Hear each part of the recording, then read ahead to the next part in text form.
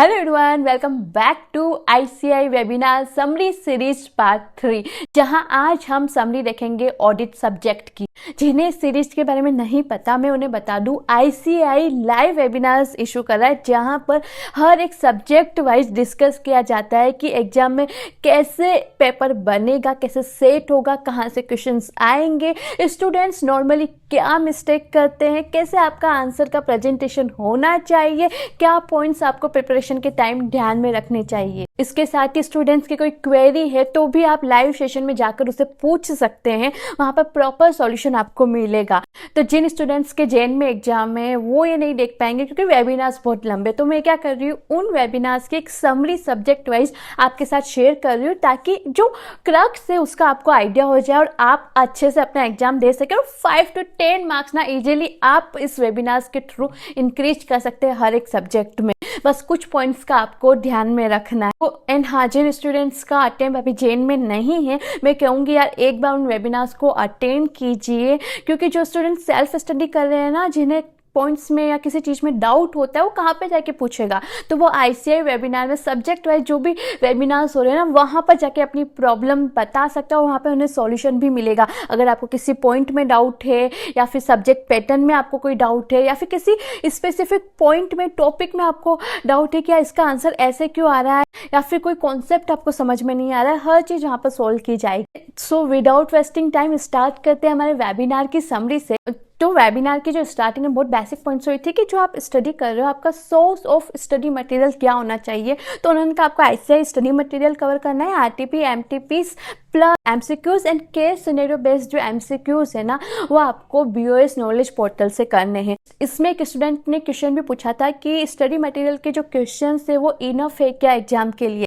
तो आंसर आया था कि आपको स्टडी मटेरियल के क्वेश्चंस प्लस RTP में जो क्वेश्चंस है plus MTP plus previous attempt के पेपर्स में जो क्वेश्चंस आए हैं उन सबको कवर करना है एग्जाम के लिए। नेक्स्ट पॉइंट कवर किया गया कि पेपर पैटर्न कैसा होगा। देखो, जो पॉइंट मुझे लगता है कि आपको ऑलरेडी पता होंगे, मैं वो फटाफट से रिवाइज कर रही हूँ, आप जस्ट उसका एक बार सुन लीजिएगा। और जहाँ पे मुझे लगता है कि नहीं, कुछ नया पॉइंट है, आपको जानना जरूरी है, तो थोड़ा डिटेल में वहाँ पे डिस्कस करूंगी। ओके, तो पेपर पैटर्न के बारे में डिस्कस किया गया, बहुत सही तरीके से हुआ है यहाँ पे पेपर पैटर्न का डिस्कशन। इसमें बताया गया है कि आपके 2 पार्ट में डिवाइड होगा, डिवीजन A और डिवीजन B। डिवीजन A में आपके MCQs होंगे, 30 मार्क्स के MCQs पूछे जाएंगे, वहाँ पे 2 से 3 केस सिनेरियोस होंगे, प्लस आपके इंडिपेंडेंट एप्लीकेशन बेस्ड MCQs होंगे 2 मार्क्स के, वो भी आपको वहाँ पर मिलेंगे। सेकेंड डिवीजन B, वहाँ पे 70 मार्क्स के डिस्क्रिप्टिव क्वेश्चन होंगे। यहाँ पे ये जो डिस्कशन है ना, आप बहुत सही से सुनना, आपको बहुत अच्छे से गाइड करेगा। तो ये जो 70 मार्क्स का डिस्क्रिप्टिव क्वेश्चन वाला पार्ट है ना, इसमें आपके 2 टाइप के क्वेश्चन आ सकते हैं। Number 1 direct question and number 2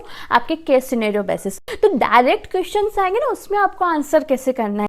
तो कहा गया है कि use bullet point in your answer and आपको जेनरिक का आंसर नहीं लिखना है, अपनी लैंग्वेज में लिख रहे हो चीजें, नो, आपको टू द पॉइंट रहना है, जो पूछा है वो ही लिखो। यहाँ पे कहा गया कि अगर क्वेश्चन 5 मार्क का है डायरेक्ट क्वेश्चन, तो कितने बुलेट पॉइंट आपको आंसर में लिखने हैं। तो बोला गया अगर छोटे छोटे पॉइंट्स है तो आपको 10 पॉइंट्स लिखने हैं, लेकिन अपने आप में पॉइंट्स सफिशिएंट लेंथ के हैं तो आपको 4 मार्क्स के क्वेश्चन के लिए 4 पॉइंट लिखने हैं, 3 मार्क्स के क्वेश्चन के लिए 3 पॉइंट लिखने हैं। लेकिन हो सकता है अगर 3 मार्क का क्वेश्चन पूछा है, उस आंसर को पूरा कंप्लीट करने में 4 पॉइंट है, तो आपको चारों ही पॉइंट लिखने हैं। बस आपको ध्यान में रखना है कि जो भी पॉइंट आप लिख रहे हो ना, ऐसे नहीं एक ही पॉइंट को आप अदर लैंग्वेज में लिख के 2 से 3 पॉइंट आपने बना दिए, नहीं, अगर आपने एक पॉइंट की 2 से 3 पॉइंट भी बना के लिखे हैं तो भी आपको 1 मार्क ही मिलेगा। तो जो आपको अदर लैंग्वेज में लिख के स्टूडेंट करते हैं ना कि 2 पॉइंट बना दिए, 3 पॉइंट बना दिए, तो ये मिस्टेक मत करना। एग्जामिनर फुल नहीं है, वो समझता है कि आपने किस तरीके से लैंग्वेज के साथ खेला है। तो आपको ट्राई करना है कि जो आपका आंसर है जेनरिक नहीं होना चाहिए, की पॉइंट्स होने चाहिए, आपको क्लोजेस का रेफरेंस देना है, एसेस का रेफरेंस देना है, सेक्शंस का रेफरेंस देना है जो रिलेवेंट है। यहाँ पर एक चीज भी कही गई कि स्टूडेंट रिक्वायरमेंट को समझ नहीं पा रहे, can't understand requirement of the question. इसका एक एग्जांपल दिया गया कि पूरा केस सिनेरियो दे दिया और लिखा था लास्ट में कि यहाँ पर क्या मैनेजमेंट सही है, करेक्ट है, और आंसर स्टूडेंट्स ने क्या लिखा, नहीं यहाँ पर ऑडिटर गलत है, इनकरेक्ट है। तो ये चीज आपको ध्यान में रखनी है कि जो पूछा है ना वही आप आंसर में लिखो। नेक्स्ट कहा गया जो आपके केस सिनेरियो बेसिस क्वेश्चंस होते हैं ना, आपको उसमें रिलेवेंट क्लोजेस का रेफरेंस देना है, सेक्शंस का रेफरेंस लेना है, उस केस पर जो चीज़ें एप्लीकेबल हो रही है, जो एक्ट एप्लीकेबल हो रहे हैं, उन सभी का आपको रेफरेंस देना है। Plus case scenario basis question में स्टूडेंट्स क्या मिस्टेक करते हैं। वेबिनार में एक स्टूडेंट ने एक्सेप्ट भी किया था कि हाँ उसने अपने लास्ट अटेम्प्ट में ये मिस्टेक की थी।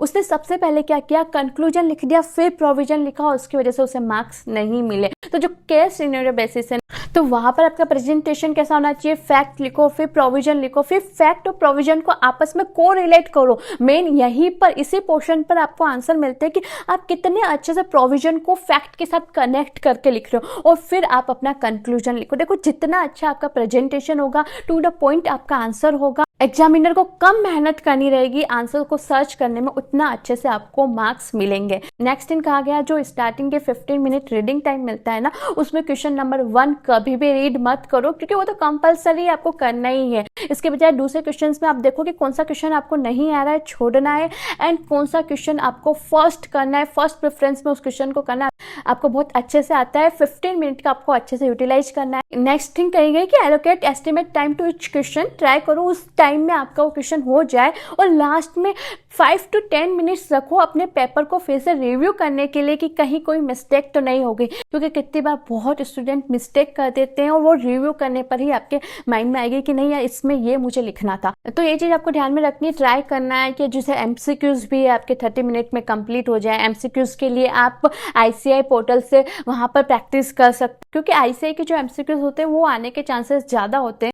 लास्ट कहा गया कि आप जब अभी लास्ट रिवीजन कर रहे हो ना, तो एक नोटबुक बनाओ जिसमें आप डिफिकल्ट टॉपिक्स लिख दो, डिफिकल्ट टर्मिनोलॉजी लिख दो, कीवर्ड्स लिख दो, या फिर ऐसे क्वेश्चंस है जो आपको एक बार फिर से रिवाइज करने ना, उसकी एक लिस्ट बना दो कि यार मुझे एक बार इसको देखना है। एग्जाम के एक दिन पहले आप उसे देख लोगे तो अगर वो एग्जाम में आ गए ना तो आप उसे इजीली हैंडल कर लोगे।